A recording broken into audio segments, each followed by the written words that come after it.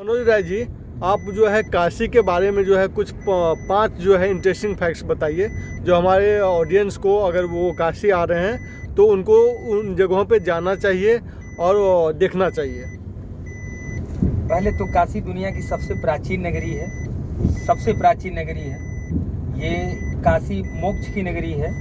काशी में आप आ गए, पधार गए, ये भाग्य है आप सभी लोग का। जितने लोग आ रहे हैं काशी, सभी लोगों का धन्य मतलब भाग्य वो अच्छा है कि वो काशी नगरी में आए, मोक्ष की प्राप्ति के लिए आ गए। बहुत ही उतना ही काफ़ी है उनके लिए। तो पहला तो विश्वनाथ दर्शन करें। काशी जो विश्वनाथ हमारा 12 ज्योतिर्लिंगों में एक ज्योतिर्लिंग है, जिसे काशी विश्वनाथ के नाम से जाना जाता है। वहाँ जाएं, दर्शन करें। फिर काशी के कोतवाल हैं काल भैरव बाबा, वहाँ जाएं, दर्शन करें, क्योंकि काशी के डीएम भी आते हैं तो बिना उनके अनुमति से वो कुर्सी पर नहीं बैठते हैं। कहा जाता है कि अगर आप बाबा काल भैरव जी का दर्शन अगर नहीं किए हैं तो आपका मतलब भ्रमण अधूरा रह जाता है।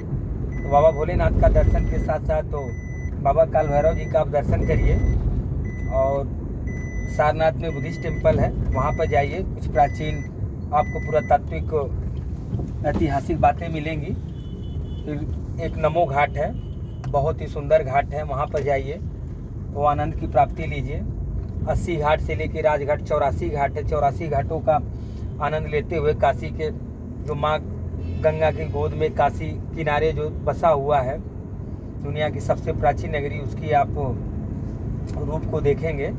फिर उसके बाद माघ मेला आपका 3 तारीख से चल रहा है, 3 जनवरी 2026 से लेकर 15 फरवरी 2026 तक।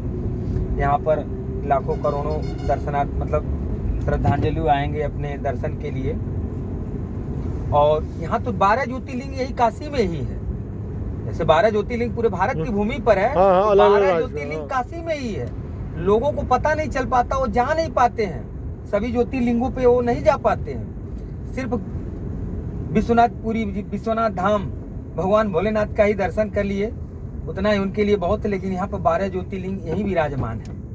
आप जैसे सुल्तानकेश्वर महादेव मंदिर है, काशी का उन्हें दक्षिणी भाग कहा जाता है। शहर से लगभग 13-14 किलोमीटर दूर है। वो भी एक सवाई माधोपुर में, हाँ, ऐतिहासिक मंदिर है। वहाँ जाइए, देखिए।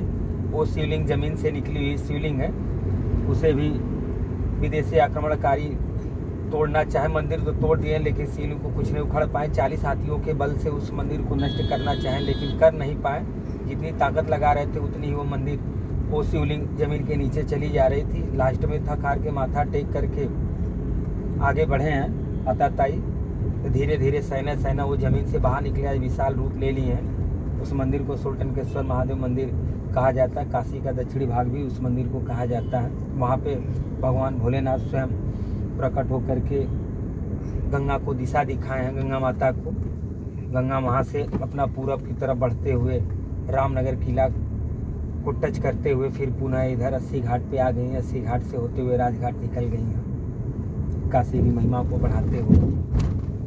और काशी के अश्वघाट को 10 अश्वमेघ नामक घाट कहा जाता है, जहाँ पे भारतीय नागवंशियों ने 2000 साल पहले लगातार 10 अश्वमेघ यज्ञों का संपन्न समारोह जहाँ संपन्न करते हैं, उसे काशी का 10 अश्वमेघ नामक घाट कहा जाता है। 10 का मतलब 10, अश्व का मतलब घोड़ा, मेद का अर्थ होता है यज्ञ। तो 2000 साल पहले वाकाटक राजवंश के द्वारा, अर्थात वाकाटक ब्राह्मणों के द्वारा देवनागरी लिपि में लिखी गई ताम्रपत्र और शिलालेख अंशभार सन्निवेशित शिवलिंगोद्वाहन शिव सुपरि तुष्टि समुत्पादित राजवंशानाम पराक्रम आधिगत भागीरथी अमल जलमूर्ध्वाभिषिक्ता नाम दशाश्वमेधो भी तस्नाना नाम भारती नाम। इसका अर्थ ही ऐतिहासिक पौराणिक में बाणमूल इतने रूप से अंकित है, जहाँ पे भारतीय नागवंशियों ने एक नहीं दो नहीं लगातार 10 अश्वमेघ यज्ञों का संपन्न समारोह जहाँ संपन्न करते हैं, वह काशी का 10 अश्वमेघ नामक घाट कहलाता है। वहाँ जाइए, घाट का वर्णन करिए, अवलोकन करिए, घूमिए, आनंद लीजिए। उसके बाद बगल में ही मणिकर्णिका, मणि माता सती जी की, मणि का मतलब आभूषण गिरा हुआ है, और वो श्रापित वो घाट है।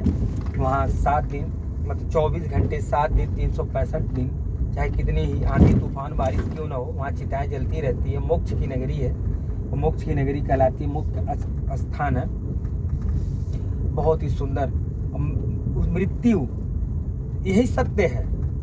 लोग तो कहते हैं ना, डरते हैं, सत्य से डरते हैं, लेकिन यही एक सच्चाई है, सबको पता है, लेकिन फिर वो सच्चाई से लोग डरते हैं। वहाँ जाइए। फिर बगल में एक हरिश्चंद्र घाट है, जैसे राजा सत्यवादी राजा हरिश्चंद्र घाट कहा जाता है। उस घाट पे राजा हरिश्चंद्र स्वयं कालू डोम के यहाँ नौकरी करते हैं। नौकरी कर अपने बच्चे को भी कर देने से इनकार कर देते हैं, लेकिन उनकी जो पत्नी थी तारा अपने बच्चों को कर दी अपनी साड़ी आंचल फाड़ करके।